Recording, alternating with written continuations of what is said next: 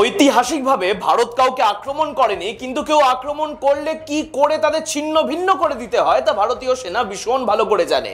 তাই আরশোলাদের দেশ পাকিস্তানকে পিষে দিতে ভারতের কাছে রয়েছে কোন কোন উদাহরণ ও বিকল্প। 2016 সালে কাশ্মীরের উড়ি ক্যাম্পে পাক জঙ্গি আক্রমণের পর সেখানেই 4 জঙ্গিকে নিকেশ করে সেনা এবং 10 দিনের মাথায় জঙ্গিদের 4টি লঞ্চ প্যাডে সার্জিক্যাল স্ট্রাইক করে ভারত, যাতে ক্ষতিগ্রস্ত হয়েছিল হিজবুল জৈশ মোহাম্মদ লস্করি তৈবা।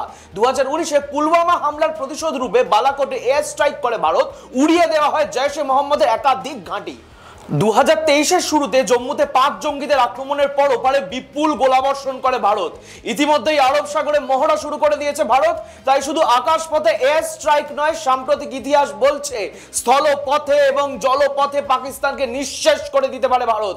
নয়তো উদাহরণ আছেই তো কিভাবে 1971-এ দু টুকরো করে দেওয়া হয়েছিল পাকিস্তানকে। সঙ্গে থাকুন, দেখতে থাকুন নিউজ নাও।